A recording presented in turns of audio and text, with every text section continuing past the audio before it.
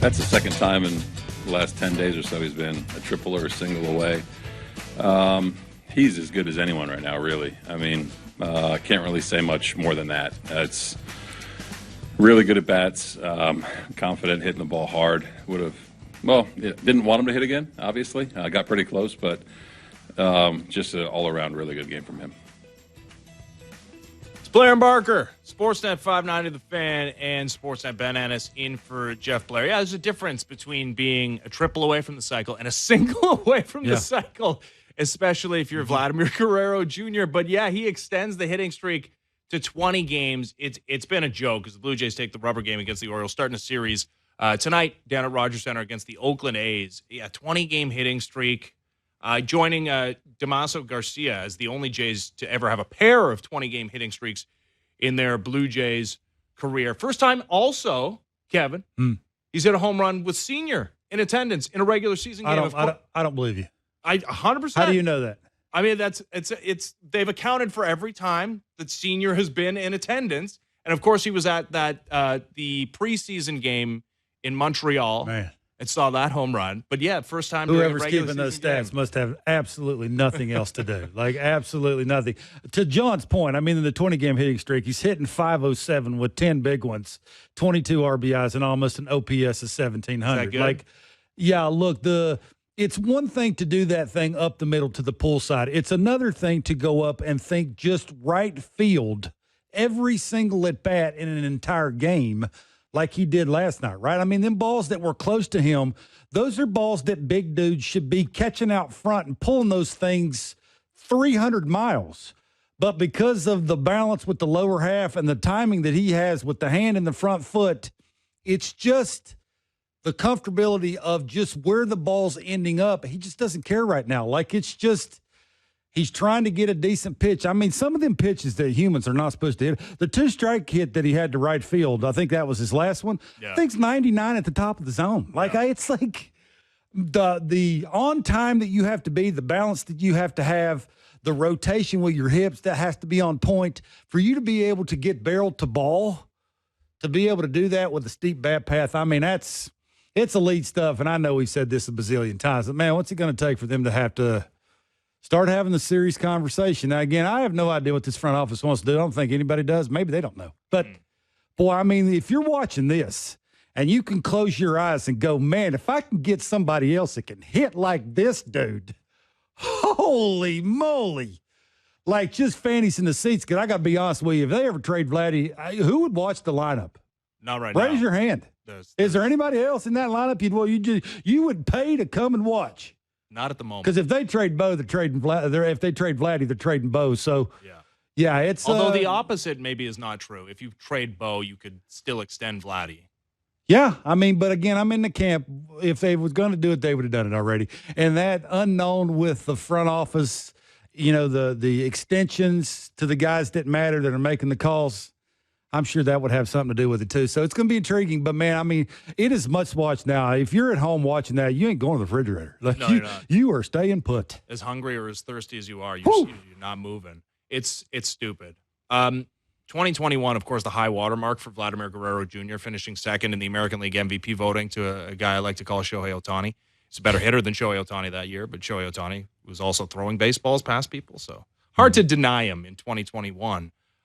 In that season, though, Vladimir Guerrero Jr. had an OPS plus, which is, of course, it's a measure of your OPS. Baseline of 100 is league average, and it accounts for ballpark factors, yada, yada, yada. He was 167 in 2021. Yeah. In this season, to this point, he's 1 point less than that. He's 166 with the slow start that he had, with the OPS under 700 in April. He's already, Kevin, to this point in the season, basically the same hitter he was in 2021. His .321 batting average, now third in baseball. His on-base percentage is 394, also third.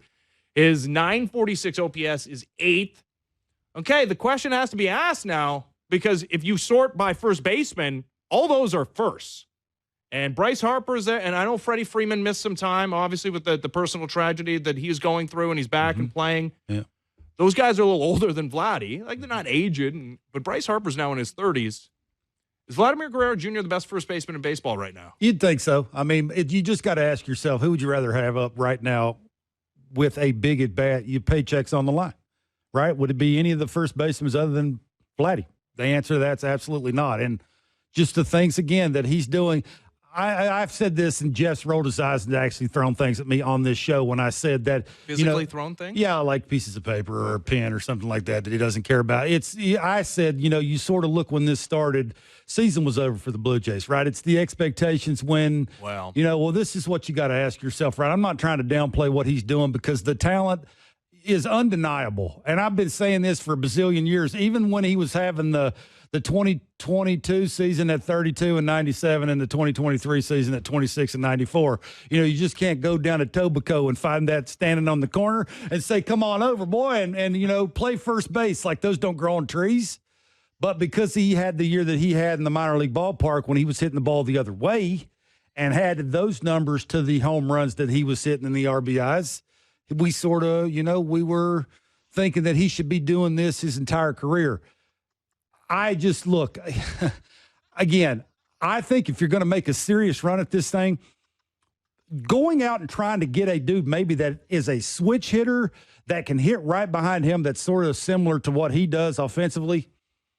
I mean, and then you can do what you want to do with the Buffalo boys. Like you can sprinkle 2 or 3 or 4 of them. Who cares? Like then it wouldn't matter, right? It makes just your lineup construction a lot easier. Absolutely, if you got 2 guys right? in the middle of your lineup. Well, yeah, and you get Bo back, and he's happy and gets past whatever ailment he's going through with the back leg. Like now you got 3 dudes stuck in the middle of your order, and you figure out ways to just sort of maneuver George through an entire season at another year, right, on the back 9. Like now you're sort of cooking with gravy, and you could add a Horowitz who may take a step forward at the bottom of the order. And, again, just you could picture this thing that he's got going with somebody else that's got something similar going to the same kind of thing he's doing. He ain't going to be able to probably, I would think, do this an entire season. That's why you bring in another guy that could do sort of similar what he could do. So when Vladdy ain't doing it, maybe Bo's doing it. Maybe this name's doing it. Like, it's just right. Again, this is not rocket science anymore. You can see what you got here. You can see how you could win a bunch of games in the American League East. You can see how you could even make a run at the title in the East by thumping people, right? You get a decent start. You get a 8th and 9th inning legit dude that John or whoever else is managing can hand the ball to, and extra thumper, and now you're averaging the 5-run mark a game instead of the 3.5 to 4-run mark. So yeah, it is right in front of them now. It's just up to them to go out and get it done. I don't want to throw anything at you, but like I was going to ask you about that this surge, this 20-game hitting streak, and he's been good basically since May. I mean, the talking about Vlad, the April and March OPS was under 700, but it was 917 in May, it was 962 in June, it was 1100 in July, and now in August it's stupid. It's almost 2,000. I think the May too was more singles up the middle the other way. It was not driving the baseballs, not extra base hits. He had fewer home runs in May that he had in April. Yeah. Okay. I mean, is there anything to that? Absolutely. Okay. I really do believe that, right? Expectations, front office coming out and saying we believe in the core and the coaches. The core is 2 dudes. I mean, we can't say that any other way. Yeah. There's a lot of pressure. Certain guys handle pressure in certain ways. Bats a little slower because you're gripping a little tighter. Expectations are off the charts that every single time you go to the plate, you don't get a hit, you don't hit a homer, they don't score runs, they don't win a baseball game. Everybody starts yelling and screaming at 2 guys because front office came out and basically said, we believe in the core. The core is 2 people. So absolutely. And then when the season was over, all of a sudden, man, it was getting it down and getting it singing. It's free and easy. Bat never looked quicker. Driving balls line to line. Now, again, I'm not saying that the talent is not off the charts. Again, you watch his at bats now. The things he does to quadrants, elevated velocity, man, he does it like nobody else does it. But again, you've seen when it matters the most, he needs help. This is what I said. You're not guessing now. If you're a front office, you know what you need. Mm-hmm. You need another one of those. He was only a single away from the triple, 4th triple. I mean, in Blue Jays history. They would have went to another arm in the pen. He'd have got his chance. Yeah, but Blue Jays are doing their best to try and limit the outs that the bullpen needs to get. It was just 3 yesterday, and they were just barely able to do it. But they did hold on for the 7-6 victory. Kelly Gruber, Jeff Fry, and of course Kevin Biggio, the three cycles in Blue Jays history. Wow, Kevin Biggio. Yeah. Where are you on cycles? You had 38 minor league triples, which was a surprisingly high number. Fast, dude. What, 38? Korea, none in the majors, but 38. 38. Did you come close to a cycle? Did you hit for the cycle? I'm sure I did. Oh, I was in the minor leagues for a bazillion years. Yeah, sure I did. I mean, I hit like crazy in the minor leagues. Look, it's to the fact where the older I got in my career, I was pulling the chute at second, right? It was it was cooler to say that I had 50 doubles than 49 doubles and a triple. That's a good point. So, well, that's where I'm at with cycles. Like, I'd rather have a 3-homer game than a cycle. And I got 6 big ones. There you go. And whenever I was in Milwaukee, I can remember early in my career, because the Harley Davidson shop was not too far away from Milwaukee, and they would always drive that Harley Davidson around the field, and they would always announce that if a home player hit for the cycle, he would win that. No way. So expectations and trying too hard was off the charts. Like I was tongue out. Oh, yeah. Right? You were Vlad in April. Hoping a dude would fall, run into each other. I get a cheap triple and, maybe get a hanging breaking ball, run into one. And my last at bat, maybe I get a bloop single left. Never worked out, but that was sort of right. It was the trying too hard because the bike was cool. And the guy I was driving it or the lady would always stop on the line right beside us and rev it just so it gets you all excited to try and win it. And, I never obviously had a chance to win that. So, yeah, look, is Vladdy going to hit a bunch of triples? Obviously not. Like it's, I think the opportunity that we're seeing him be able to go line to line on any pitch in any quadrant because of the way he's using his lower half, and his head is rarely moving. Again, it is great hitters like what he is right now. It's like a phone booth, right? Even that gather that he has with his lower half, and sometimes his head is gaining ground just because of how big his stride foot is. It's not now. Like his foot's going, his head's staying, and everything's working in a phone booth. And when it's happening like that, it sort of speeds up rotation, makes the bat quicker. And because he has a level swing, now he can get north and south. When he's laying off that breaking ball, strike the ball down and away, man alive. It's like last night, right? When he hit the home run, he laid off I think it was the 1-1 slider, again, at this level, you have to give them a chance to throw it down the middle. They're gonna. Yep. Because they're human beings. But you got to let them. Yep. And that's the difference, right, between him early in the season, even him last year, the year prior to that. Like he would chase that. Now it's 1-2 instead of 2-1. Now my at-bat's flipped and it doesn't work out the way I want it to work out. It's just a combination of a bunch of that. And again, if you're a Jays fan, you can close your eyes and think, man alive, what if they would have done this already, went out and got that aircraft carrier that could hit right behind him? They probably wouldn't be in the standings where they're at now. I think that's pretty fair to say. Yeah. Vladimir Guerrero Jr. with his first triple of the season, his 6th of his career. Nice. Just one off a career high. He had 2 triples in both 19 and the 60-game season in 20. He also had 2 triples. It's Friday, so normally we're joined by John Schneider on a Friday. First-round pick Trey Yusevich is in town. He had some meetings and apparently some prior commitments, so unable to join us this week. Hopefully next week when Jeff's back, you guys can catch up. It is also Friday, which means it's the back leg line. 416-413-3959. And let's go to the back leg callers. Jason is in Vancouver. Kevin, if you were to be named the general manager of the Blue Jays for 2025, and you've got about $60 to $70 million to work with, assuming that the payroll is around the same, I want you to go out and name the players that you feel the Blue Jays need to acquire in order to fill their holes in the bullpen and a big thumping bat, but also what you think it would take in terms of a salary or contract each year to get them to be a Blue Jay. Thanks. I'll hang up and listen. Have a good day. Yeah, Bye. I mean, the last part that you asked, that's impossible to get the right answer to. I mean, you were going to really impress me when you were going to talk about dollars and cents. Yeah, and I mean, to start digging into contracts and what it would take for, what I would think is like a Tyler O'Neill, an Anthony Santander, maybe a Teoscar Hernandez. You bring him back, he's going to ask for extra years, extra money, two things because he, had it with the front office and the Canada thing. Like it's a thing. It's just part of it. So it's very hard to think of the number in the year. So I have no idea when it comes to that. But you got some names, right? Brandon Lau, if the club in Tampa don't pick up his option at $10.5 million. Tyler O'Neill, which again, I'm not thinking about what position they play. I don't care. Get the names in here, figure out the positions. Like that's sort of where they are, right? It's about run producing, being predictable in the lineup first.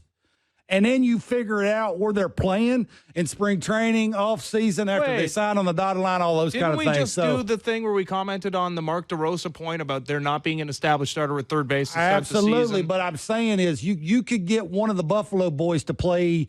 You're not going to be able to do it every single position like that. You're looking for about 5 or 6 dudes that can give you 145-plus games, like the Tyler O'Neills, like the Anthony Santanders. Like you can throw them out there. Tyler O'Neill's Anthony Santander can play a little further. Yeah. Like there's ways he can DH every day. You got to remember that too. So, there are a bunch of names, and the bullpen, they need 4 guys, right? I mean, the probably the locks, if Romano comes back, he's one of them.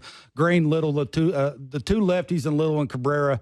Green, obviously you like him. I'm not sure you like him as your closer. We saw that last night against some good teams, especially if they're left-handed. Like, unless he adds a split finger, something to get him off the elevated fastball that he can tunnel that thing with. I mean, you oozing confidence when he comes in the game. I'm not saying he's not good at it.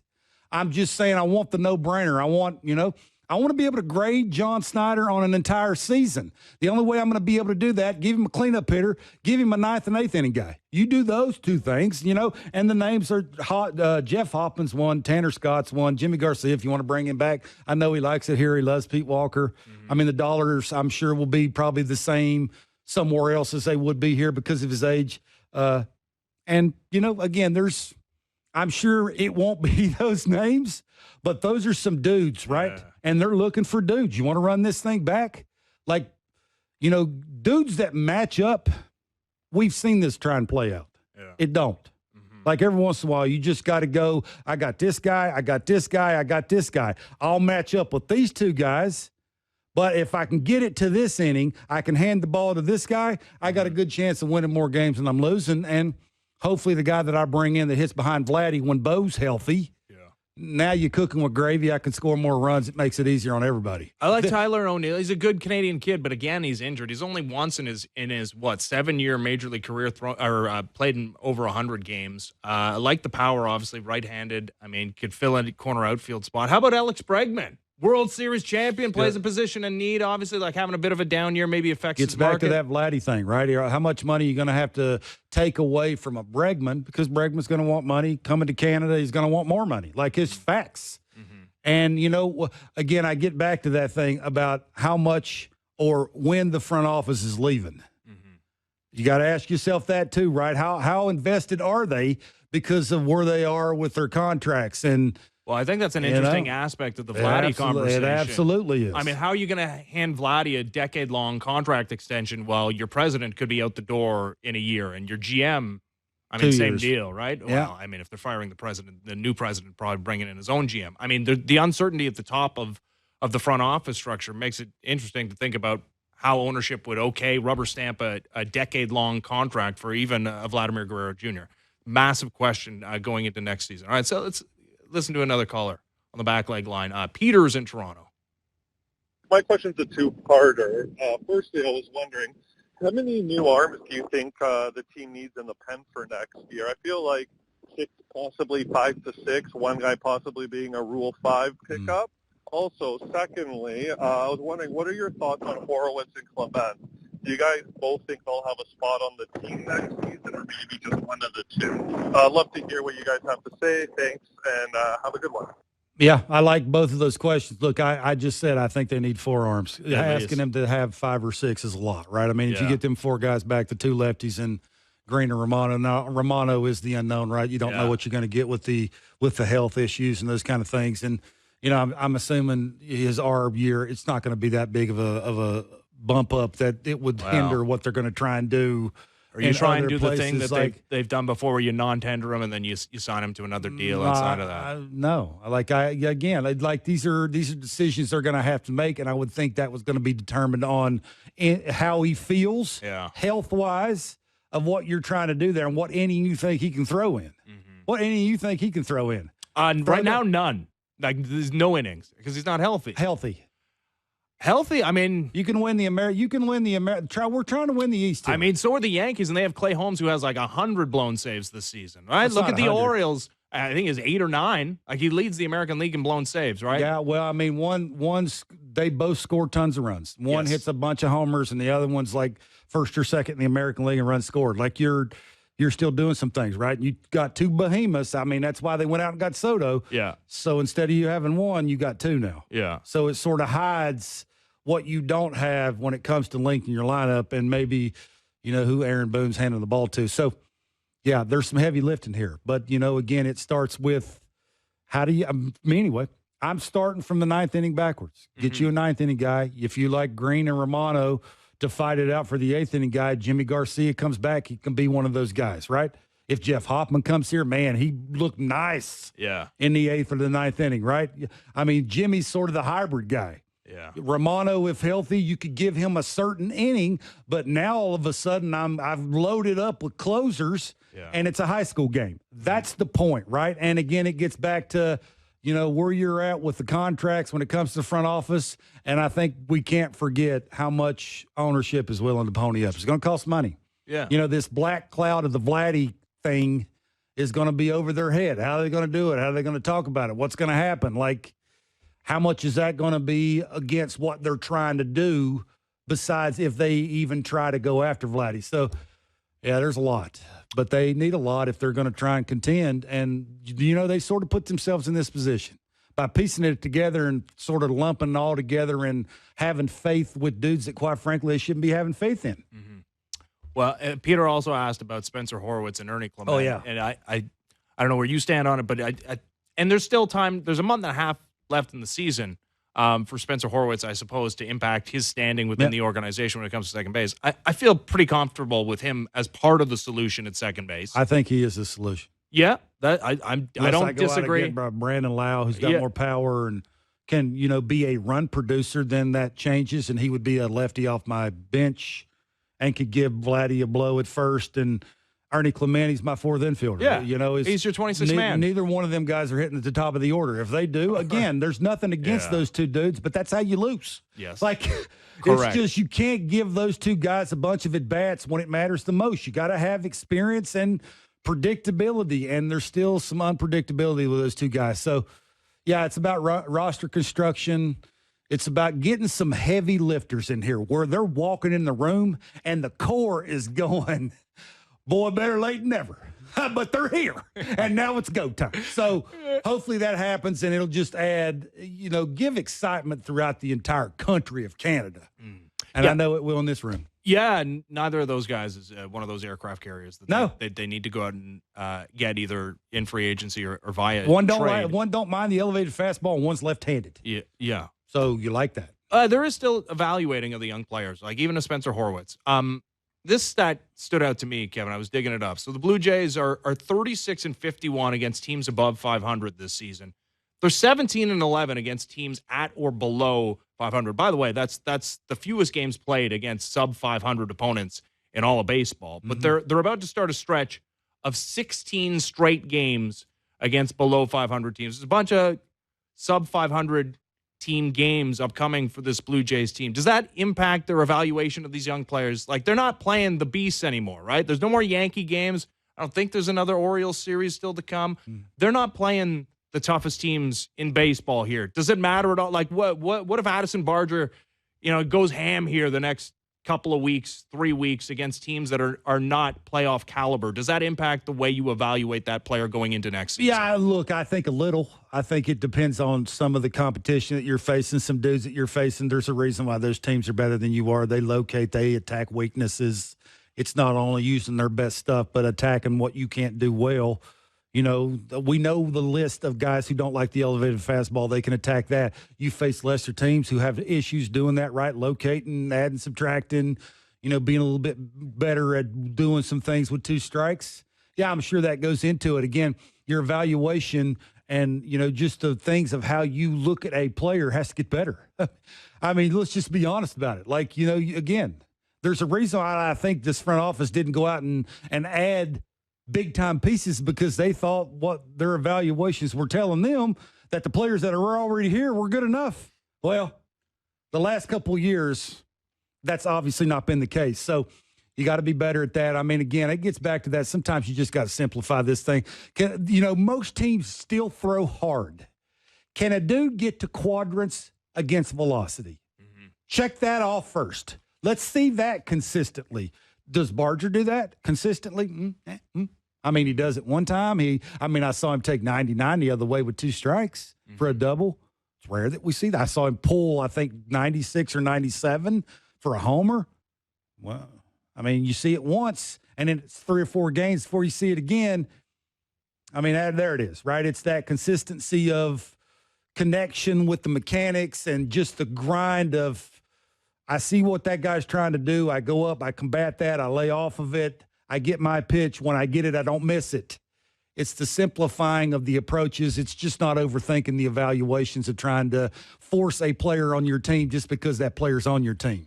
And it makes it easier for you not have to do something in the offseason. Like, that can't be the case going forward. Yeah. And hopefully, fingers crossed, that's the way they're looking at this, right? The Davis Schneider thing, yeah, we're here with that. Like the Zach Pops of the world, we're here with that, right? It's come to a head here where, and those guys have longer, to make some tough calls. Those guys have a longer track record now than even like an Addison Barger and Joey Loperfido, who, by the way, is back in the lineup today against Mitch Spence in the Oakland A's. George Springer leading off, playing right field. Dalton Varsho in center field, hitting second.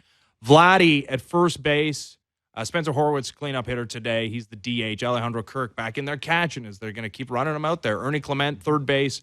Joey Loperfido in left field. Dave Schneider against the righty playing second base, hitting 8th. And Leo Jimenez, shortstop, hitting 9th. Yeah, that's great. Can't be the starting lineup next year. Like, nowhere close. Scant.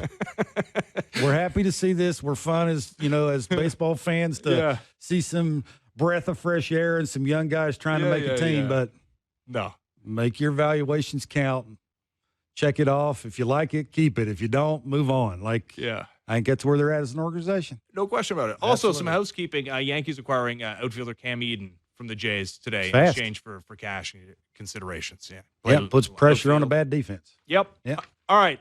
When we come back, talk to Jon Morosi of MLB Network as Blair and Barker continues. Ben Ennis in for Jeff Blair. Sportsnet 590 The Fan and Sportsnet. Blair and Barker, Sportsnet 590 The Fan, Sportsnet Plus on your Sportsnet app. You can check it out. Download the Sportsnet app, go to sportsnet.ca, click on the Watch tab. I had to talk my dad through it. How'd it go? Yeah, it's pretty simple. Nice. Yeah, not bad. I'm Ben Ennis in for Jeff Blair. Blue Jays, Oakland A's in for a weekend set at Rogers Center tonight. Let's talk to the great Jon Morosi of MLB He Network. is great. How's it going, John? Ben and Kevin, thank you for the very kind introduction. I'm not sure that I deserve that, but I appreciate it nonetheless, and hope you're both doing great today. You absolutely deserve it, John. So Vladdy is just on a stupid run right now. 20-game hit streak, a single shy of the cycle yesterday. Obviously, one more year of team control, and so much of the offseason discussion is going to be around him and his contractual status and whether the Blue Jays offer him a long-term deal. I wonder what you think about the contractual status of the front office right now as it compares or relates to what could be happening with Vladdy. Is ownership going to rubber stamp a long-term deal for a player when they don't know whether the president's going to be around for another year? Ben, that is an excellent question. And you think about that crystal ball and opening day 2026, if you can tell me who the GM of the team is and who's playing at first base, that's going to tell us a lot. And again, I think 2025, we're pretty sure at least that Vlad's at first base. And I would also say this, based on Mark Shapiro's comments this week, he does not sound like someone who is angling to change his GM. It sounds like he's he's got this plan intact for the offseason at the very least. And I think I'll say two things here. Number one, the Blue Jays have spent a lot of money in recent years. They have spent at a very, very high level, to the point that when you look at this situation, and I think the overall offseason plan is a little different maybe than it was a year ago in terms of what the goals are. Last year, they were trying to augment and change the lineup and make it better and more postseason ready. Now it's just a fundamentally different time for the organization. But I would say this, that if on opening day 2025, first Blue Jays home game at Rogers Center next season, if Vladdy has a long-term contract in place by then, the fans will be in a good mood. And if he does not, I think it's going to be a challenge. It's hard to really be that black and white about it, but that's what I'm seeing here. Because once you make the decision at the deadline to not trade him, that says to me that you're all in to sign him for the long term. Because I don't see 2025, at least not right now, as being all that different from 24. They'd have to do a ton of work on this team to make the Jays better than either Baltimore or the Yankees by next season. It just seems like an almost insurmountable task. So the idea, I think, is this. Let's find a way to be a competitive team over the next 4 to 5 years, generally competitive. Maybe not every single year, but let's say we're in the mix for a playoff berth in 26 and 27. It's hard to envision that happening without Vladdy on the team. So I think job 1, job 2, 3, 4, and 5 for this winter is to sign him. And if you can't sign him, then you should have traded him 2 weeks ago. That's what I'm seeing right now with the reality of this ball club. JP, obviously what you just mentioned is absolutely true, but I don't think it's that hard of a fix. They're not trying to be as good or better than the two behemoths in the American League East. They just want to be relevant in September and be good going into the playoffs. There's 3 wild cards. If the Diamondbacks didn't tell us anything, they told us that, right? Just getting in is good enough. Does it matter, JP, going forward? Because they do need a cleanup hitter. Like, they've tried to piece this thing together the last couple of years. It just doesn't work, right? You need to score more runs. You need an aircraft carrier hitting around Bo and Vladdy, going with Springer and whoever else you want to add. Does it go hand in hand? Do they have to sign Vladdy to, say, giving Anthony Santander a 4-year deal? Like, does it go hand in hand? Or is it like you just said, basically they're going to keep running it back like they had the last couple of years if they don't give Vladdy the big deal? Kevin, I think it's an excellent point about what has to happen to create a better run-scoring environment overall. I think that's been an issue for this team all season long. It's been Vladdy and then basically everybody else. People have taken turns. Horwitz has had good stretches. Schneider's had some good stretches. Turner was good in moments. Springer's been good in short spurts. But I think that what we're talking about here is a lineup that is just simply not consistently deep enough. They've got one superstar who's right now one of the best 5 offensive players in the sport in terms of what we've seen, certainly in the last couple months. But there's just not enough around him to win. And I think that you need to do both. You're at a position where you need to sign him, and then you probably also have to, whether it's Santander, Soto probably is going to stay in New York, so I wouldn't spend a ton of bandwidth on that potential idea. But I think you're spot on that you're going to have to, and this is the tough part for the Jays, you're going to have to effectively spend as a penalty for not being able to develop enough of your own internal above average everyday position players. Notice I said above average. Yeah. They've got some average guys that they've developed. I think that's good. And Clement is a solid player on a good team. Schneider's a solid player on a good team. Horwitz can be a solid player on a good team. But you notice what I'm saying here. There's none of them have shown yet that they are able to stand alongside Vladdy and be on a billboard and say, here are the 2 guys. Now, Bo, we haven't forgotten about him. I mean, certainly he's still, when healthy, he can do it. But can you really pin your hopes for 2025 on him bouncing back? It certainly can happen. It can. But there is nothing that you saw this year that tells you that it is going to happen. So I think you need, and if there's one thing that we've learned from teams that are built well, it's that they layer upon layer upon layer good hitters. Look at Philly's lineup. Yeah. Look at Baltimore's lineup. Baltimore, Jackson Holliday struggled mightily the first time he came up, and they sent him back down. They reconfigured the lineup, and they just kept on going. That did not doom their season. The Phillies, when Harper goes through a tough stretch, they've still got Turner. They've got Schwarber. They've got Real Muto. They've got Bohm. They've got Stott. They have all-stars all up and down. That's what the Jays had candidly in 2015. Yep. And they haven't really had it in the same way since then. And that to me, especially in this division, and the one team that's a looming contender that we haven't really talked about yet is Boston. Yeah. The Jays right now, in terms of a young position player, take a look at Jarren Duran, take a look at Cedar Rafaela, and tell me if anybody on the Jays team reminds you of what they can do right now. Nope. They don't. Not among the young guys. And I think that is the difference. Either you develop these players from within, or you pay the tax by having to continue to spend in free agency. And that's where the Jays find themselves right now. Boy, the Bo thing is very difficult because the Vlad thing is obvious.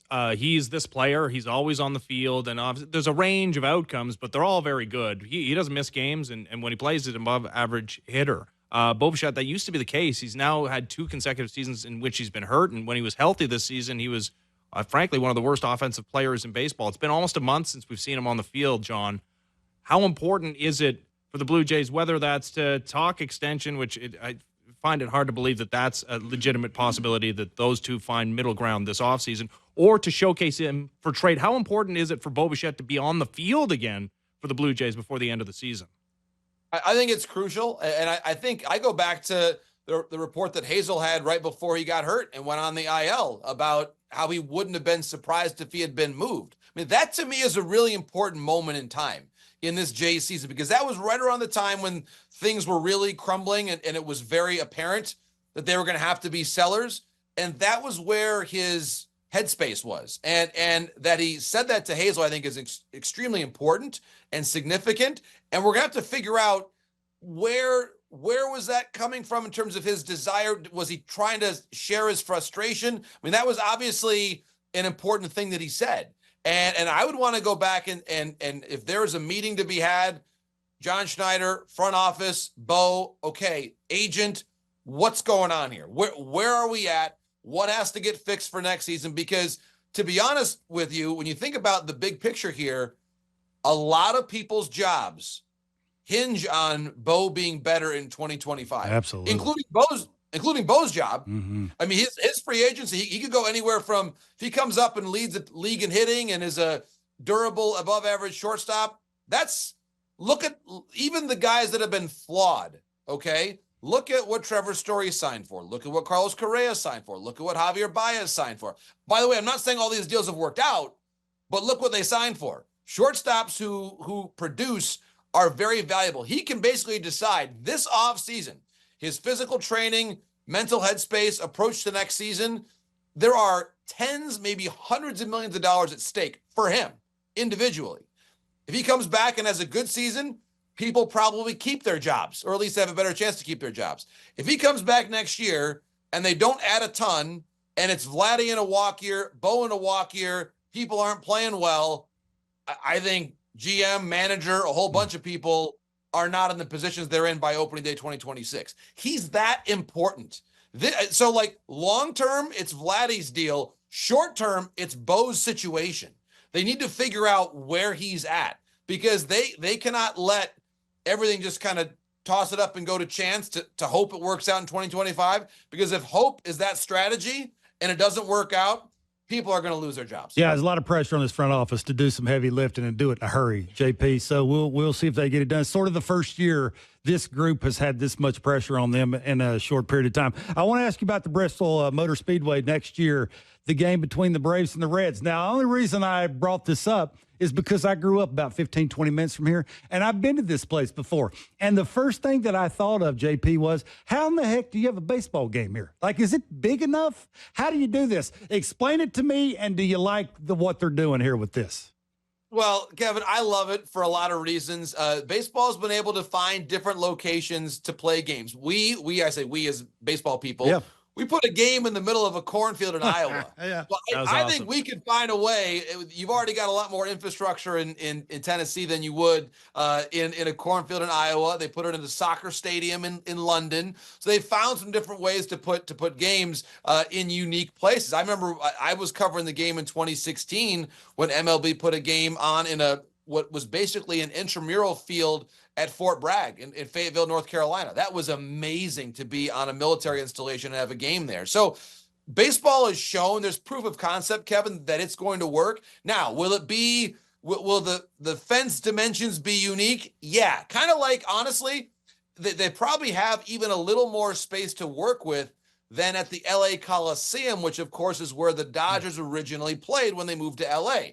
So we've got a lot more, I think, tools at our disposal now than they did in the late 1950s when that happened. So it's going to be creative, the layout. I just saw the mock-ups of it. I think it's going to be fantastic. Murray Cook and Band Productions, in terms of the stadium construction, Murray, as an MLB consultant, does a phenomenal job with all these special site games. He's had games in different situations all around the world. I've got full faith and confidence in Murray Cook and the MLB people, and it's going to be a memory for everybody, Kevin. I hope it sets the record. I've been fortunate. I was at the Winter Classic here in Ann Arbor when that record was set. When you're part of the largest crowd of people to see fill in the blank, it's exciting and it's an event. You think about the volleyball game last fall in Nebraska at Lincoln, outdoors, a Nebraska volleyball game.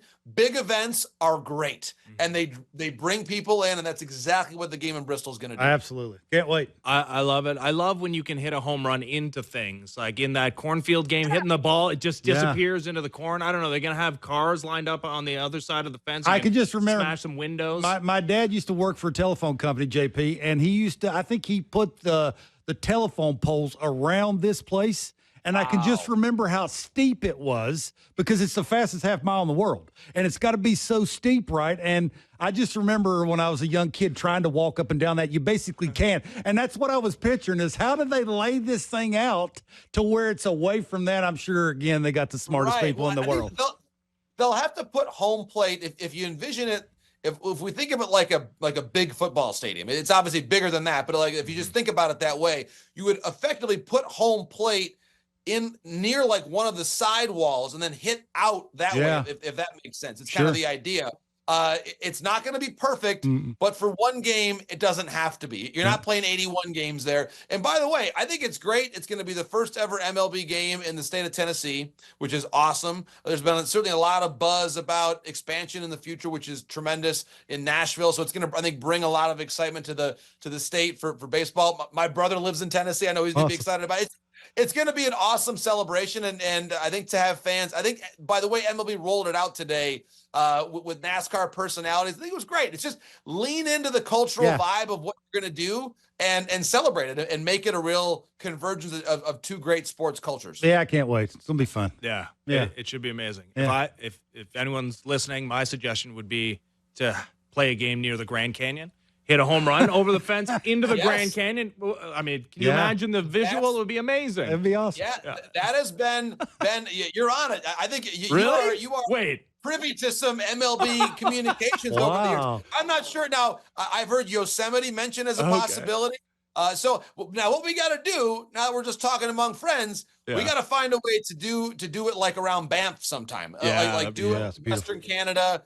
So many beautiful vistas there. Let's do that. So let's do like a Mariners Jays event in a gorgeous place in Western Canada. Let's do that. That sounds You're onto something spectacular. Yeah. I knew you were great, and you are great, John. Appreciate the time as always, buddy. See ya. You're the best, buddy. All the best. Have a great weekend. Thanks so much. All right, that's Jon Morosi of MLB Network. Wow. So you know a lot about NASCAR Speedway? Not really. I just remember as a kid, that's the only real thing that I remember about that is how steep sort of the sidewalls are when because it is a half a mile. And the big thing is, if you're a fan of NASCAR, which I'm sort of in between, my sister is a giant fan and she's been at this place a lot of times.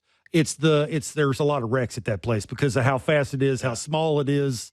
Like there's just a lot going on, right? They're crowded and they're fighting for positions and that's how they wreck and this kind of thing. So that's basically the only thing I remember. But it's just intriguing to see how they figure it out and where they're going to put it and how you could piece it together. I would have never guessed that inside you could fit it inside the infield. I didn't either. But maybe they've made adjustments. I know they've added a roof, like a half roof to it. Oh, really? To make it louder. Okay. I do know that. So wait, the cars or the fans? No, the it's like half domed. Oh. Like it's I don't even know if it's half, but it's enclosed enough to make it louder and make it a sort of a different venue. So they'll do whatever it takes. NASCAR's not cheap.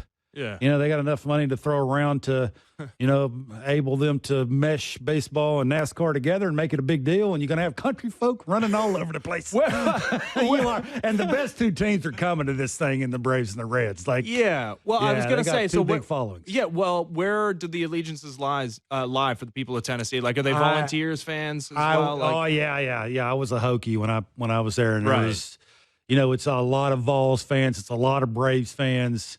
There are some Reds fans, but you got to go a little bit further north to find those. So, yeah, it's going to be, again, it's going to be fun just to see how where's the stand? Where are they putting the stands? Is it the same place they have it for NASCAR?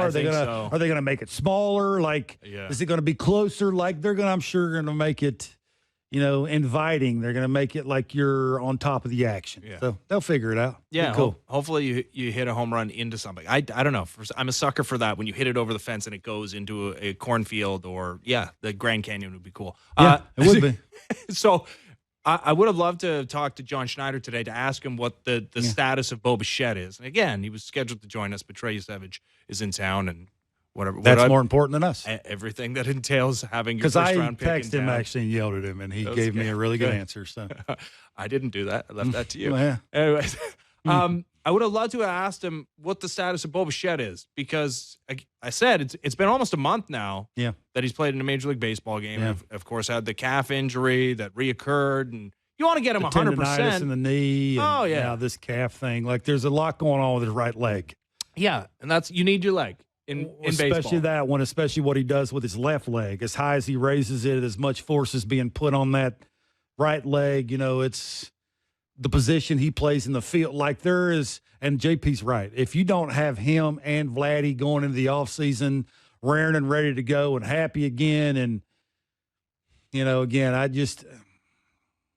I think that's the first step, right, is to try and figure out what you're going to do with those two, get Bo as healthy as possible. Bo doesn't play again. Who cares? I'm in that camp. I don't care to see him play again. What's it going to change?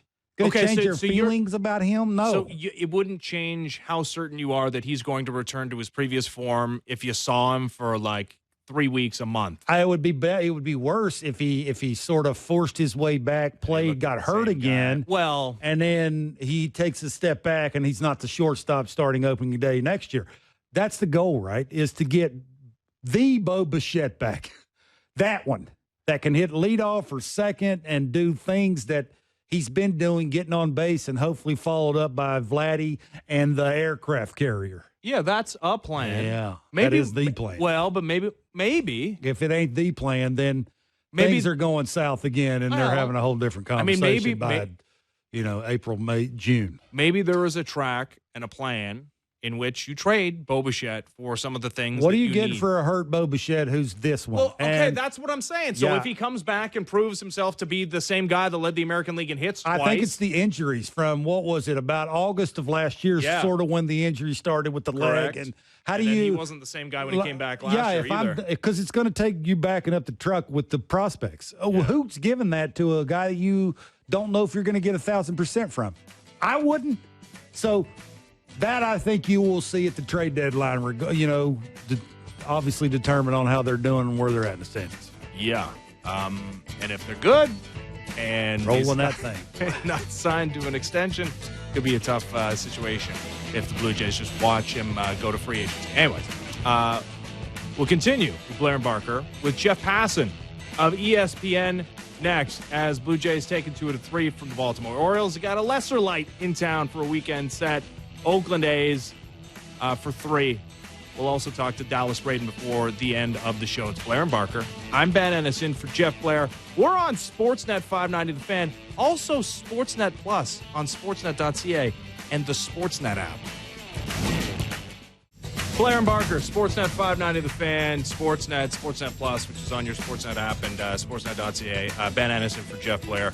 Vladimir Guerrero Jr. going to try and run that hitting streak to 21 games tonight against the Oakland A's. 56 games is a lot for a hitting streak. That ain't happening again. It doesn't feel like it is, partly because it's an absurd number. And the elevated fastball. And the fact that, like, the average batting average in Major League Baseball is like 240. It's insane to think about a 56-game hitting streak, though. Yeah. Because this feels like it's lasted forever. It's 20 games. It'll last forever. Yeah, I think that's what it is, right? The lack of you facing the guy, more than 2 times, I think is an issue. I think not having a fastball count anymore. I think having khakis running all over the place, just knowing what a dude's weakness is and attacking the weakness like nobody's business. Yeah, like, good luck. That's a record in my mind and never be broken. Yeah, over those 20 games that Vlad has picked up at least one hit in, he has 10 home runs as well, hitting a robust 507, 575 on base percentage, 1,096 slug. That's an OPS of 1671. It's a whole lot pretty good. Let's bring in Jeff Passan of ESPN. How's it going, Jeff?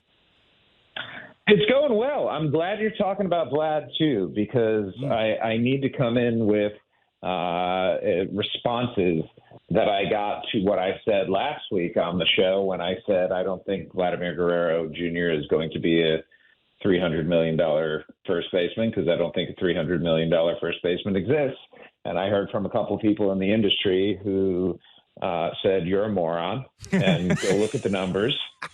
And that's, look, like, I'm glad this happens because I like getting checked when I say something that may not be true, because the most important part of my job is to dispense information that is accurate. And based on a couple people with whom I'd spoken about what a Vladimir Guerrero contract looks like, the estimate was sub $300 million. But, somebody made a very good comparison that I hadn't thought of, and it was Rafael Devers. Yep. Rafael Devers is one of the best players in baseball. Now, he plays third base, and sorry, I don't think Vladimir Guerrero long-term is going to be a third baseman, but the expectation was that Rafael Devers eventually was going to move over to first base. And you can make the argument that as great as Rafael Devers is, and he's pretty great, if you look at the numbers this year, they are bearing that out, that Vladimir Guerrero Jr. is on his level when it comes to hitting, and that the bat and the age combined, remember, he's, on pace to be a 26-year-old free agent. The bat and the age are going to make it such that $300 million is more the floor than the ceiling. Jeff, what it feels like is that if they don't sign Vladdy, their team doesn't get better. Do you think Vladdy will sign with the Blue Jays? And do you think I'm on to something by sort of, this is a process, right? You got to sign the big boy to make sense to go out and sign another big boy. I don't know, man. I don't know if it all connects in a cohesive web like that, where it's a step-by-step thing where you got to do one in order to do the other, just because I feel like individuals tend to be pretty self-interested, right? Yep. Like, and that self-interest generally manifests itself in the form of the dollar. And whoever's going to pay me the most is where I'm going to go. There are exceptions to that. So I understand the genesis of your question here, but I think more than anything, signing Vladimir Guerrero Jr. wouldn't be to sell other players on being Blue Jays.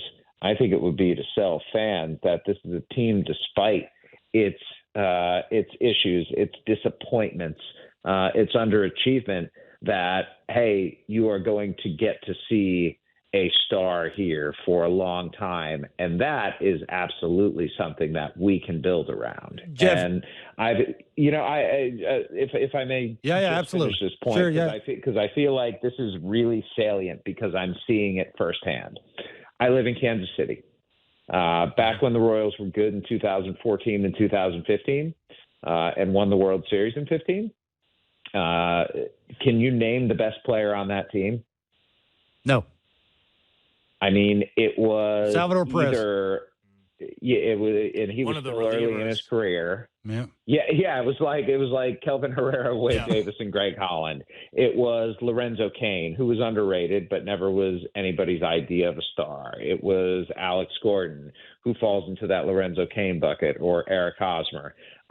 Point being, I never have been in a city with a team that has a super duper star and understand the effect that has. I now live in one with Bobby Witt Jr. And I'm seeing it. And having that anchor is so fundamental to having a great fan base, I think, and a fan base that's excited about the team on the field. And what we saw from Vladdy over the first 2.5 months of the season, he was not that guy. What we've seen from him lately, he's not going to be this guy, but I think it's a lot closer to what we've seen lately than it was what we saw earlier this year. Jeff, you got a good feel of the baseball world. What do you think their feeling is about the front office of the Blue Jays? Are you talking within the sport? Are you talking fandom? Well, I mean, I listened to Mark DeRosa the other day talk about the nickel and diming and the, just how you bring in and evaluate talent. And I mean, I think he would be, and he said something about the clubhouse, how nice it is, and it shouldn't be that nice, which has nothing to do with my question. But, again, I just think there's a little bit of pressure on this front office from the outside world that's not Canada, that's wondering whether they can turn this thing around, make the right move, get in the right person to surround what they do have that's pretty good. I didn't listen to Mark Shapiro's full 17 minutes, but one thing I can say unequivocally is that he and Ross Atkins do not give a damn what the outside world thinks. You're right. And they shouldn't, honestly, and you can't. What you need to worry about is your own process, right? And you need to be constantly self-evaluating, self-criticizing, and trying to move it in the direction where you look at your flaws and your weaknesses and the things that you've done wrong, and don't bemoan or belabor them, but make sure not to make those mistakes again and try to fix them as best you can. And so I think it's incumbent on them, frankly, because the pressure locally, guys, is real. Mm-hmm. Like that to me is far more acute and far more important than whatever the thoughts of the front office are writ large. Nobody's putting the Blue Jays front office on the short list of best front offices in baseball, but that can change in a hurry. And I think one thing that they have done is, Toronto's a hard sell for some guys. Yep. It really is. Mm-hmm. It's a hard sell because of the travel. It's a hard sell because of the inconvenience that comes with it. I don't think most people in baseball recognize what an amazing city Toronto is, because it's every time you go over, it's a pain in the butt. So that feeling, and even for players, by the way, whose process is far easier than yours or mine when it comes to entering and leaving the country. But there's always like this, this thing in the back of your head if you're a player about Toronto. Oh, it's inconvenient for a number of reasons. There's an argument to be made that Toronto is the best city in baseball, like just city-wise. And it's clear that Blue Jays fans are exceptional and passionate and want so badly to return not just to 1992 and 93, but to the early to mid 2010s, when they were really thriving, and when Jose Bautista was one of the best players in baseball, and when this team looked like it could contend for a championship. And you look at the moves that Shapiro and Atkins made, and honestly, their ability to convince bigger ticket free agents to come to Canada, I think, has been a coup for them. Now, that hasn't worked out. Those signings haven't been great by and large, but the fact that they are able to get into the minds of baseball players and show them reasons why Toronto is a desirable place to play, I think works in their favor. What isn't right now is that the evaluation skills just haven't borne a lot of fruit to this point. And we're in years now where we thought that this team was going to be contending, and It is decidedly not. And the disappointment that stems from that is absolutely warranted. And it certainly deserves scrutiny from an ownership group when it's evaluating what the future is going to look like. Yeah. And you're right. We're all fickle, right? If they turn it around, they win 95 games, win a World Series. Obviously, the whole era is a success. Absolutely, absolutely. But what if it's something akin to what we saw last year, which that was a playoff team. They won 89 games, but that was a team that couldn't score all season long. And guess what? They scored 1 run in 2 games against the Minnesota Twins. What if that's what we have? Like, it's better than this, which would be hard to be worse. But like, it's not a division title. It's not a World Series appearance. Like, how does that change things, especially when you got your president headed into the final year of his contract? Yeah, I think that they need to go on a real run next year, or this era of Blue Jays baseball will be deemed a failure, and understandably so. I mean, it's great when you can put an exciting product on the field for 162. That's, that is not the ultimate goal, but it's a pretty good primary goal to have. But that's not enough. It's not at this point. If the Blue Jays run it back next year, as we anticipate they will, right? Mm-hmm. And I think we saw that with the tack that they took at the trade deadline with regards to Vladimir Guerrero and Bo Bichette. If they run it back and they are a wild card team that gets bounced in the first round, or even a team that makes it to the division series and can't get to an LCS, that's not enough, right? Like, a playoff appearance when you had such high expectations does not satiate the masses. I feel like, and I have not heard this from a Blue Jays fan, but just from afar, the perspective that they seem to put off is that anything short of an LCS is just not good enough. Yeah, I think it's fair. I think you're spot on. I want to move on just a little bit and talk about the Braves. And we talk about all the time wanting to lay blame. And the Braves, if it ended today, are not in the playoffs. I don't think Braves fans want to make excuses about them not being healthy. A lot of teams not healthy, that somewhat are in it. Who would be to blame, or who would the Braves fans want to blame the most if the Braves don't make the playoffs?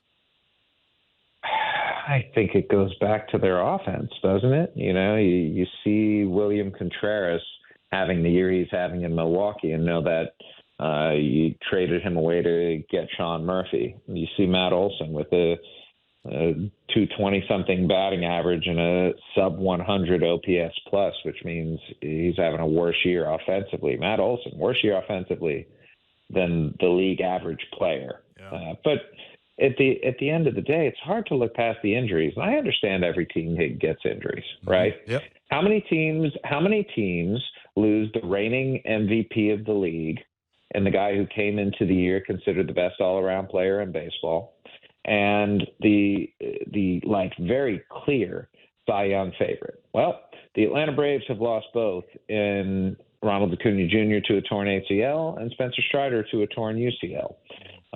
Michael Harris has barely played in half the games this year for Atlanta, and he is an all-star center fielder. Ozzie Albies on the injured list right now, out for a couple of months with a broken hand. He wasn't really hitting a whole lot already anyway. And you look at just the offense, the only guys who are producing are Marcell Ozuna's been awesome this year, and Austin Riley's been good.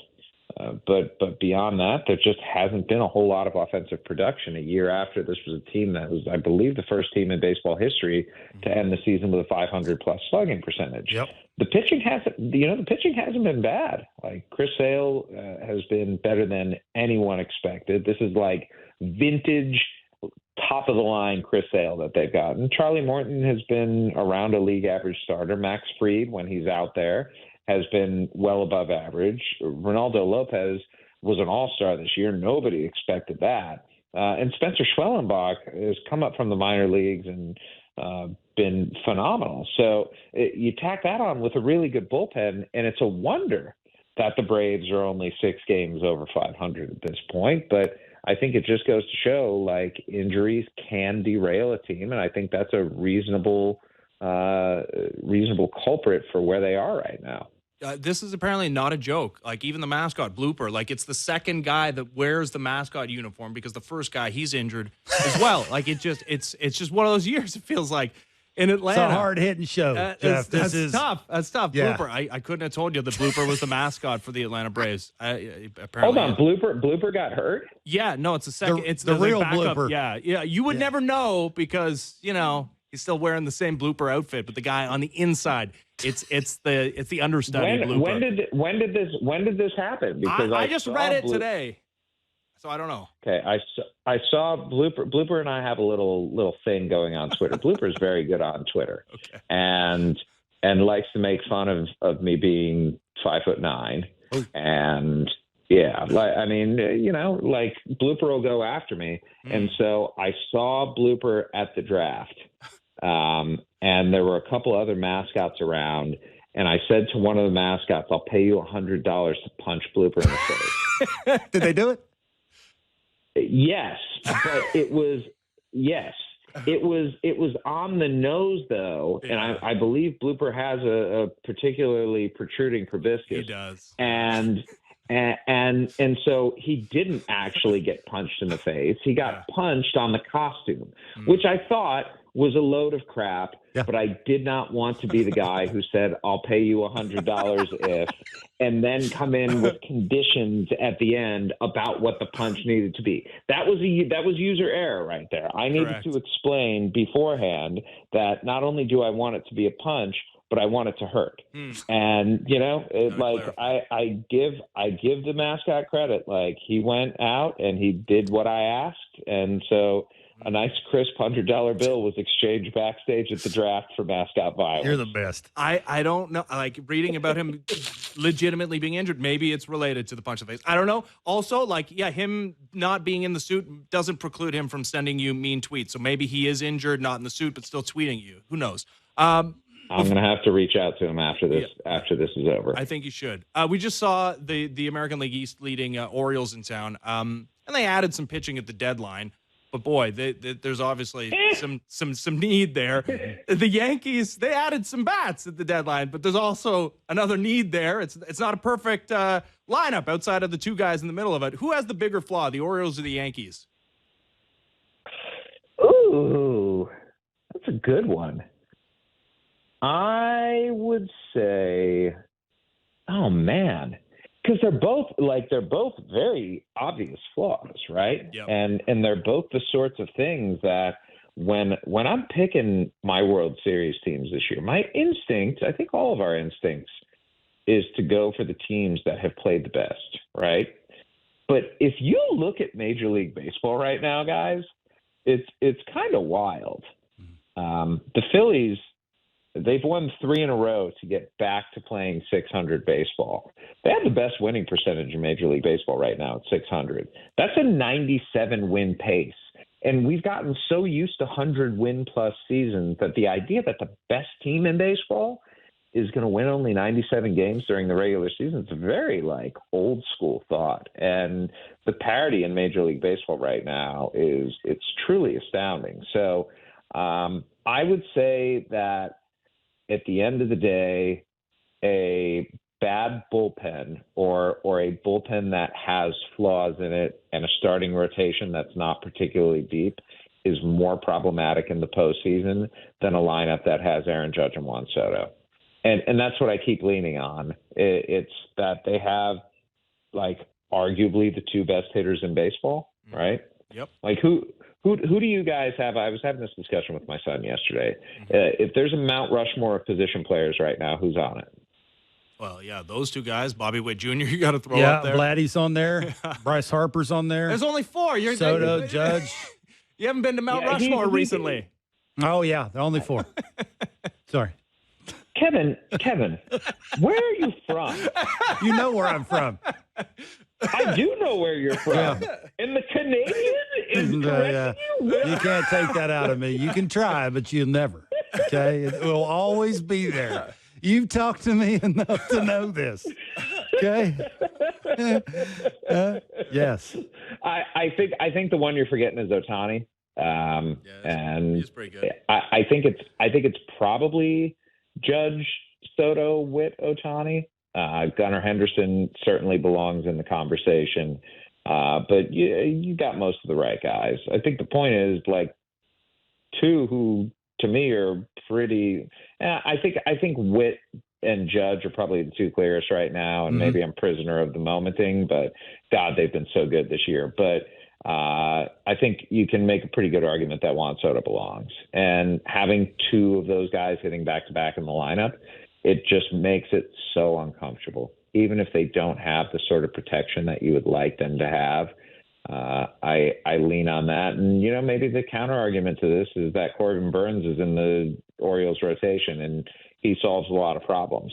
So I think it's a coin flip of an answer, and you could make the argument on either side. It's a good question, though. What is the greater flaw, the Yankees lineup or the Orioles pitching staff? Okay, how about this? When you mentioned Ohtani, if the Diamondbacks win the West, would you vote for Ketel Marte for MVP in the National League? No. Why not? He's because I don't base my votes on how teams do. I don't like rewarding individuals with individual awards for how good the players surrounding them are. That's fair. And there is an argument to be made for Ketel Marte. He's such a good player, man. Very good. Nobody ever talks about him. Energizing, and I just remember seeing him in the World Series last year. He's so good at second base too. Made all the plays he was supposed to, and a bunch that he shouldn't have, and was always there.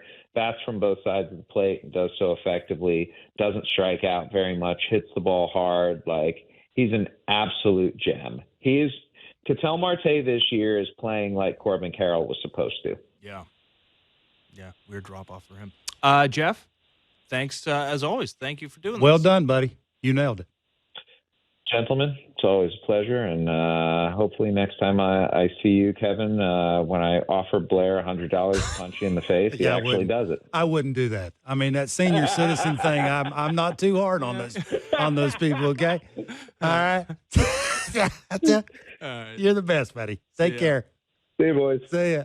Jeff Passan. Can you imagine? ESPN. Yeah, that would be tough. That'd be hilarious. I swear. Only him would do. Only Jeff would say, "Go punch the mascot in the face." Yeah.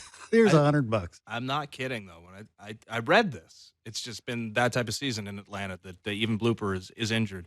So I'm going to pat myself on the back for the Rafael Devers comparison. Right? I win. It was a good one. Win. I just I wonder if all these things have to be a process with the Blue Jays, right? It's the front office. Why would they go out of the way to sign Vladdy to this giant deal if they're not going to be here? Yeah. And again, get back to that. If they were that happy about Vladdy and that impressed with him, why wouldn't they have done it already?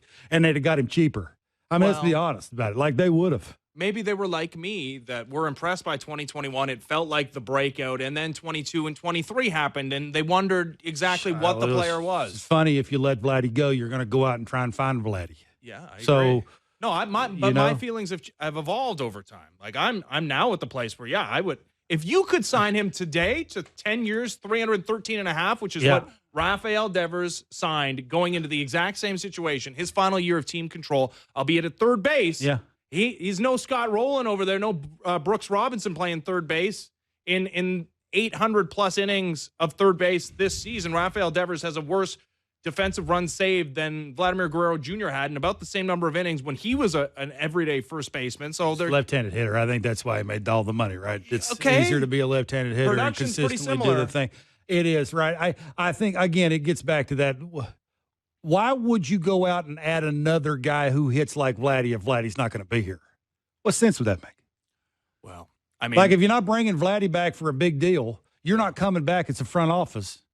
Why would you go out and spend, I don't know, amount of money, 4 or 5 years on another dude that can do what Vladdy does? Well, what's the point? Like, no, what? But wouldn't that? And then I'm going to trade one or the two at the trade deadline. What sense would that make? I just wonder about that. Like, again, how invested are they? How all in are they? Or are they all in?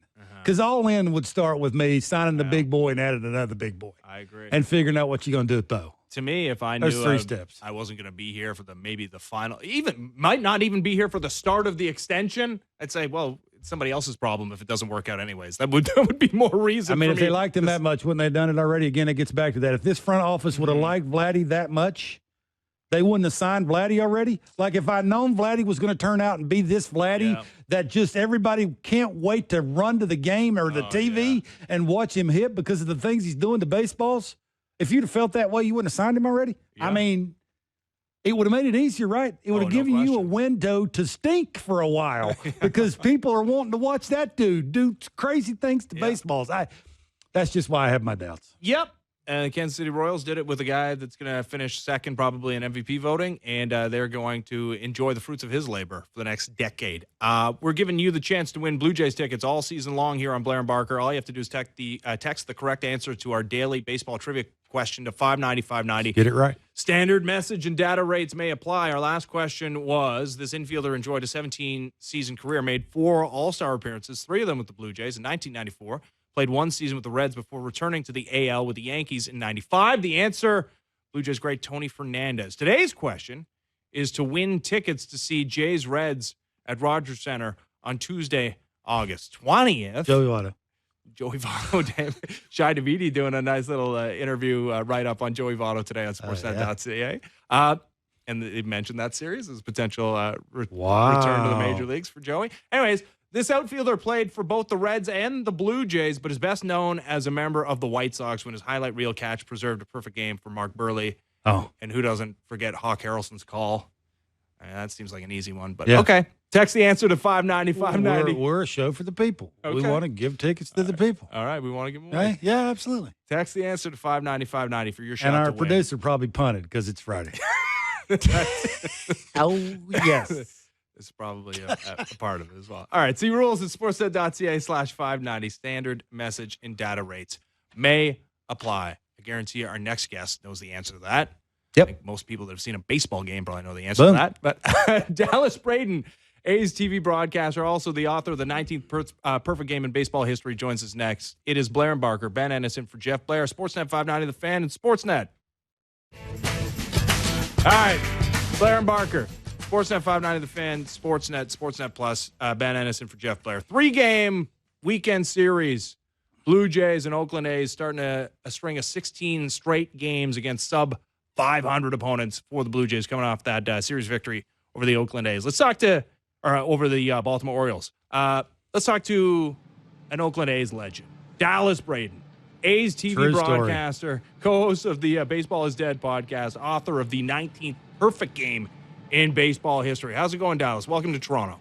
I'm doing well, boys. It's always good to be back in the 6. Yeah, it's good to have you. Yes. So obviously, we're talking about 2 teams in different stages of development, although the record's not that dissimilar, honestly, between Oakland and Toronto. We just heard the president, Mark Shapiro, say this is one of the most disappointing seasons he's ever been a part of in his baseball career. I mean, from an outsider's perspective, Dallas, how do you view this Blue Jay season compared to your expectations?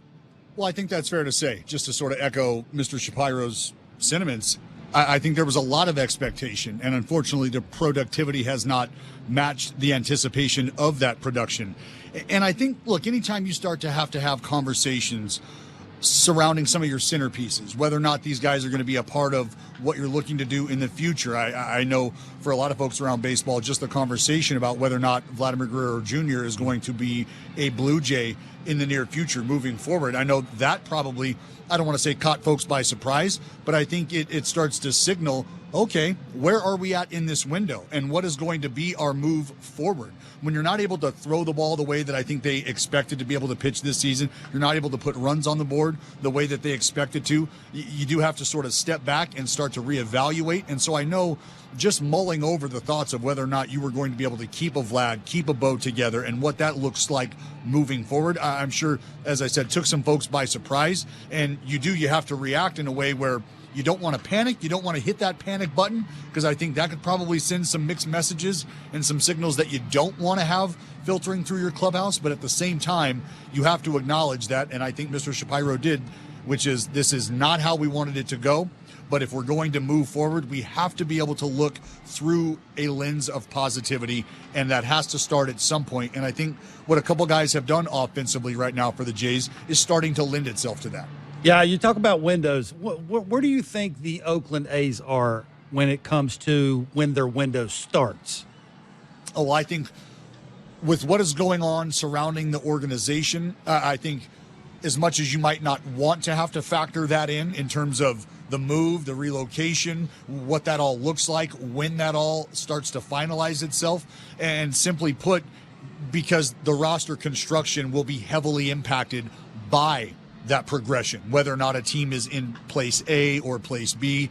So in terms of a window and talent, I think what I'm watching right now is something that A's fans are probably used to watching, which is a collective group of guys who were really good together in the minor leagues and started to progress their way to the big leagues, into the big leagues, maybe sent back down to AAA to try to iron some things out. But now I think collectively starting to take consistent strides to becoming the player in the big leagues that they could be. So I think here within the next 3 to 5 years, you're going to watch this team start to resurface and be competitive again. But always be cautionary simply because of the noise surrounding the organization and the moves. Well, if it's a couple of years, Mason Miller might still be an Oakland A. He's not a free agent until 2030. Wow. He's so good right now, Dallas. It kind of reminds me of the situation Joaquin Soria was in Kansas City with those Royals teams that weren't very good, but he was such a good closer.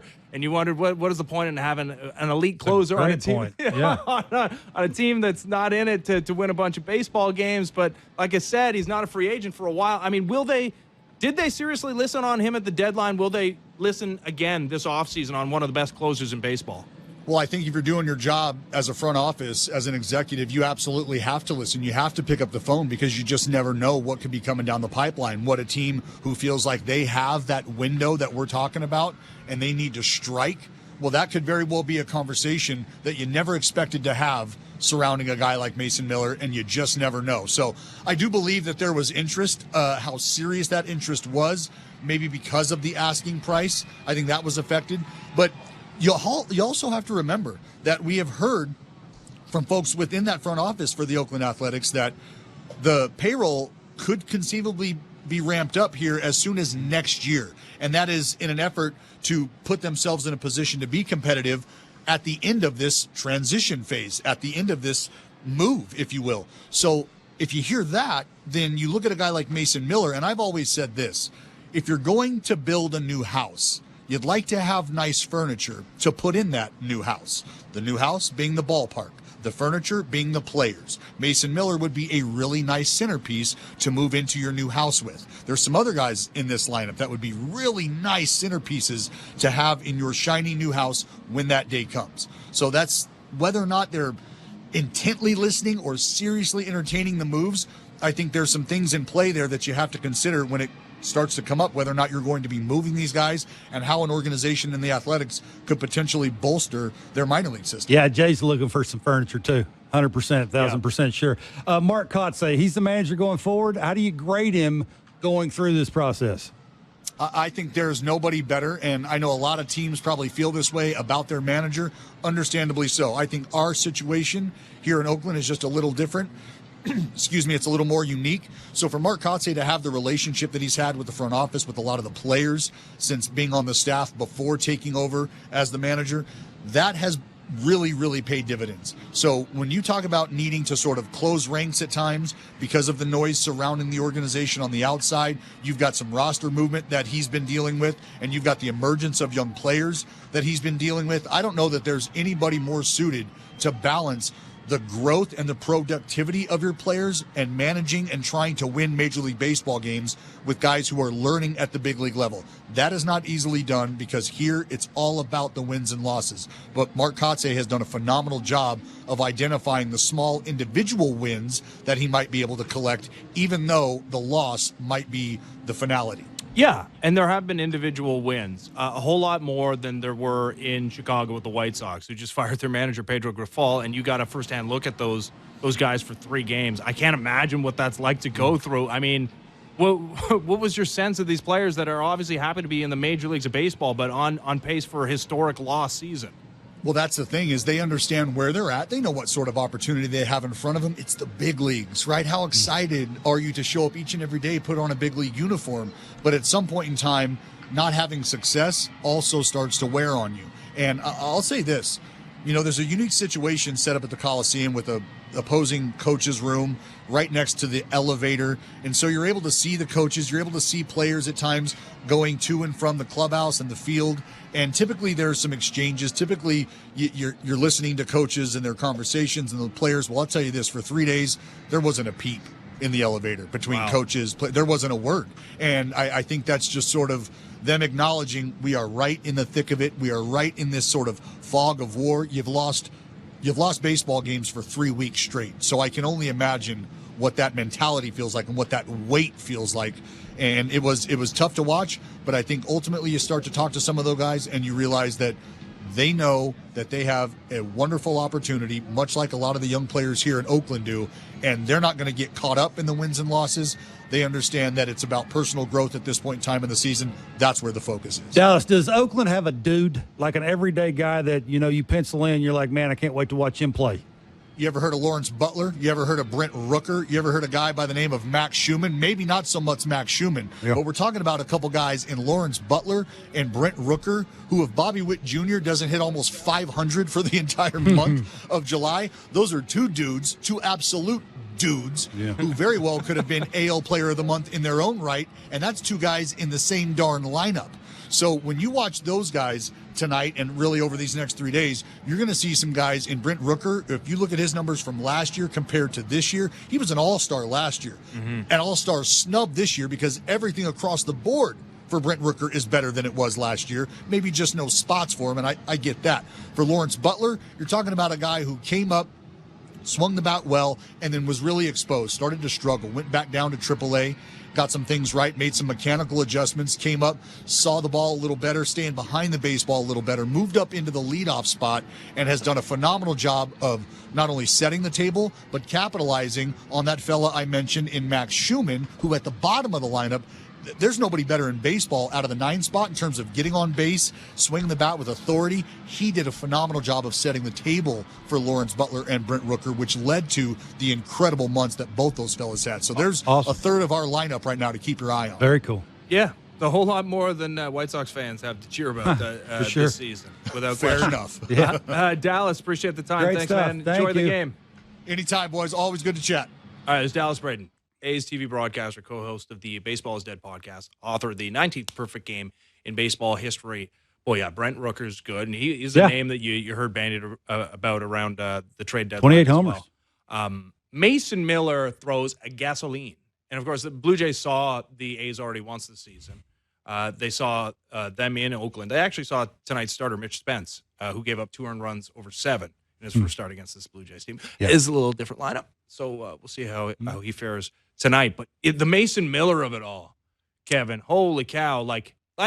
How did you feel about that comparison to Joakim Soria? Because every trade deadline, every offseason, it felt like, well, why is Kansas City holding on to this guy? Yeah, I think if you're a front office for Oakland, you're not doing your job if you don't trade him. It's basically you're wasting it. Like, what do you care? No. If he's coming in throwing 103 miles an hour in the ninth inning, you can be 20 games under times. 500. Yeah, who cares? Like, you can do that with somebody else that will be cheaper. I mean, he'll cost you more and more money because of how good he is and service time and those kind of things. Yeah, like I would think that's what's going to happen in the offseason. There will be a lot of people looking to get him on their team. He's a no-brainer. This is what you talk about, right? I mean, the Yankees been looking for a no-brainer for a while. Yeah. Right? It's that kind of thing when, it's very hard. Ask John Schneider how hard it is to match up and find pockets for everybody all the time. It's hard. It's impossible to do. So when you got a ninth inning guy who's a no-brainer, no matter where you're at in the lineup, now you're only worried about a couple of other innings than all the innings. And the ninth inning, we all know, is a different animal. And when you got a dude like that, so I would think, and I'm hoping that they trade him in the offseason. They get enough to make Oakland relevant again. Baseball, I think, is better when Oakland's better. It's like Kansas City, right? I mean, you want to root for teams like that are good and bring a little attitude, and especially the field they're going to be playing on next year. Man, it's going to be something. So hopefully they get some things. They're a little bit more fun to watch, and they win a few more baseball games. Jose Barrios against Mitch Spence tonight, as I mentioned. The righty gave up 2 earned run over 7 in June to the Blue Jays. Yariel Rodriguez against Osvaldo Bido, and then known commodity and JP Sears getting the start against Chris Bassett. Now, Jose Barrios was American League Pitcher of the Month in April. What a month that was. Yeah. Hasn't been the same guy since. Well, it's way back. Kevin Gausman had a great start yesterday, only 2 strikeouts. Yeah. You're down about that, aren't you? Well, How many innings ago? He went 8. How many runs he give up? He gave up 2. There you go. Only 3 hits, Against too. who? Against who? It's a pretty good offense. Well, I mean, that's in the Baltimore Orioles. Isn't that all that matters? Ultimately, all I'm saying is that it's hard to replicate that. It's hard to – guys have done it before. Yeah. If that's the pitcher he's become and he can induce soft contact, that's the pitcher he is, and he can be a top-of-the-rotation starter doing – there's not a lot of guys that can do that. Yeah. Like the Dallas Keuchels of the world maybe can do it briefly, and then all of a sudden – He throws harder than that, though. Yeah. He can throw a fastball to a fastball hitter in a fastball count. Yep. Just got to be located now. Like it can't be here it is, see if you can hit it. But do the Blue Jays have that? I mean, you were when Kevin Gausman was starting in the playoffs, you're like, oh, here's our ace. Like, this is a guy that can strike some people out. He can set some people down. What you need to do in the playoffs. Don't let him put it in play. I don't know if the Blue Jays have that guy anymore. I mean, I think you're getting a little ahead of yourself. When it comes to the playoffs, I think it's about being competitive, asking for guys.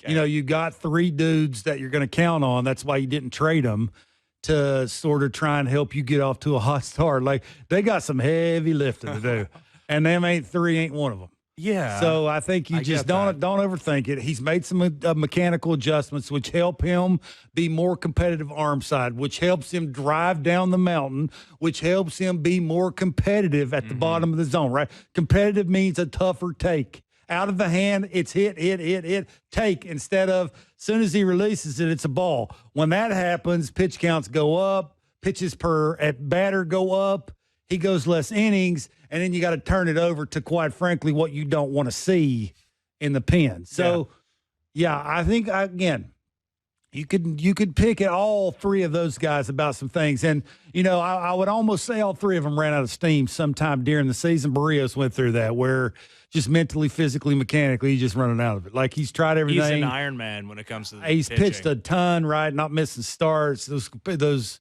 continuous starts that he's made. And it can't be the easiest thing, even though he's a young, athletic guy, right? It just adds up. And then you add the heart rate and the expectations and just everything that's being thrown at you because you give up a run, you basically lost the game. Not making excuses. They make money to keep the other team from scoring. Facts are facts. So, yeah, this is what I said. We talked about this 6-man rotations. Do what you have to do. Skip starts. Yeah. Make sure they're 100% healthy. They figure out mechanics. They're in the mental mindset they need to be in going into the next season. I'm sure they'll do all of those things, and we'll hopefully see the best of those 3 guys. So, yeah, don't read into too much of what they're not doing. Be happy at what they are doing. Yeah. How about that? Yeah, just going 8. Only leaving 3 outs for the bullpen. Keep it in the yard. Yeah. That's where you start. Yeah. That's right. I think they've changed sort of, you know, the khaki way is elevate with spin. Maybe they ain't got dudes to do that. Yeah. When they were really good last year, bottom of the zone. Attack that, keep it on the ground, trust your defense. You got good ones. When they do make contact, it's weak contact, right? You got a good enough outfield defense that'll make up for when you do make mistakes because you're a human being. I think now you try and get back to that, which I think exactly is what Barrios has tried to do in the last couple of starts. I know Gausman's trying to do that, and Bassett's an add and subtract guy. As long as he is commanding the 2 fastballs, all the plethora of other stuff will be there. So, oh, nice word. Yeah. I'm full of them. So, yeah, that's the least of my worries is them 3 dudes. 100%. And there's not a whole lot of evaluating of those guys in the final month and a half of the Only regular thing season. I will ask you and ask people and the organization is, when's the gloves off with Yariel Rodriguez? Well, okay. That's the question. Yeah, you're talking about 100 pitches? Is it going to happen this season? I don't know. I mean, he missed an entire year. I don't think it's that. I think it's going on the road and pitching to the meat of the order 3 times. Yeah. I don't really care about the pitches. Well, I think it's correlated. It feels like he's been limited. What's the most pitches he's thrown this year? 83. Yeah. I think it's. Oh, good pull. Oh well, I mean, because I knew you were dropping some things on another show, and I needed some ammo in case you said some nonsense. Okay. So he is one of the guys that you're evaluating going forward. Well, I'm not evaluating. I think they know what he is. Right. He's got mechanical flaws and he's got an inconsistent arm slot. They know that. That's why they're sort of come to the realization of where that's at. I just wonder when the gloves are off. Like, basically, we're out of the way. Go get them, big fella. Yeah. Well, I don't know what when better that time is. than now. Not really? Well, I don't know. If you want to know. Unless you're concerned about him getting hurt. They know. I don't think that's it. It's not about getting hurt. It's about, I mean, we've seen him have issues with the weather. We've seen him have issues third time through. Mm-hmm. We've seen him have command issues. We've seen him have mechanical issues. We've seen them refine the start and stop, don't do it as much. We've seen them try and have him stay on top of the baseball with the arm slot. Like, there is a lot happening. How do you mesh it all together and just say, here it is, dude? Yeah. And there is not a set number. Like, there's not a set number with Barrios. It's not a set number with Gosman. There's not a set number with Bassett. There's not set numbers with these dudes. Like, no, when does Yariel get there? Yeah. That, I think, is the next step, and I don't know the answer to that. I mean, I wish John would have came on, you know. We'd ask him that. But a lot of questions we could ask John. Absolutely. Man, I had Next so many time. good ones. Well, tune in next week. We'll hammer them out. I won't be on the show next time, but Listen, I'll text you some questions that I have for John. I won't probably ask them, but you can text me. I got my own. Yeah, I'd be really interested. One of the questions I wouldn't have asked him because I don't think he'd be honest about it, but like of the guys that are unknowns here, like the Joey LaPerfitos of the world, like who are you still evaluating? Like who do you still have more questions about? Who are you learning about? Maybe it is LaPerfito. Well, I think I'm starting to get more of a sense that he's a swing and miss guy. He's a very raw offensive product. We know he can play defense. He's got apparently some speed. If he ever got on base, maybe we could see it a little bit. Don't be that guy. Well, I'm just saying. I think Davis Schneider, I'm getting a sense of what he is. He's a guy that, probably right on that dividing line of this major is what league and minor league player. Two of those names are on my team next year, Clement and Horowitz. Yeah. The other ones, you need to go out and solidify spots and be more competitive. Like, you know what Davis Schneider is. You know what? I think so. I mean, LaPerfito's got some work to do, right? Yep. I mean, his lower half is a little awkward. Out and around with the barrel. Out and around means you're going to miss quadrants, and sometimes you're not going to be the hardest to pitch to. You can't have Dalton Varsho, Alejandro Kirk, and Springer in your lineup every day and then sprinkle in them two dudes also. That's called losing. So that's the point, is we're getting to heavy lifting categories here. Yeah. Not saying LaPerfito is probably not in your organization if you don't use him to trade for somewhat of an everyday catcher. Like now you have assets to trade for some things instead of going out and paying for things. Mm-hmm. Right? I mean, he does have talent. Like that I think is the first thing you have noticed is he's talented. Yeah. He's athletic. Yeah. They don't have a ton of them dudes. Right? Like if he made a mechanical tweak, and this gets back to what Passan even said, is they got to be quicker with their adjustments when it comes to their coaching staff and just things they use to get the best out of these players. If they don't, the coaching staff in the front office is just not going to have jobs anymore. That's quite frankly, they're at that point now. Yeah. So this all has to come to a point right here where you're making the adjustments. You be better with, I evaluate the talent. I simplify the talent. I trust the talent to go out and help my team win a baseball game. If I don't check all of those boxes, he ain't on my team. I move on. I go find somebody that can help. Yeah. That's where they're at, no? Yeah, you're 100% right. I mean, it's hard to hear, but it's the truth. Like, if not, then we blow it up. We throw it in like a salad bowl, and you just start all over. And nobody wants that. No, you don't want a blown up salad. No. Certainly not. Whatever that means. I don't know either. We're cooking with gravy. All right, Vladimir Guerrero Jr. You're just jealous you didn't come up with that. Yeah, it was a good one. Trying to run his hitting streak to 21 games as the Blue Jays trying to keep the good vibes going after taking 2 out of 3 from the Baltimore Orioles.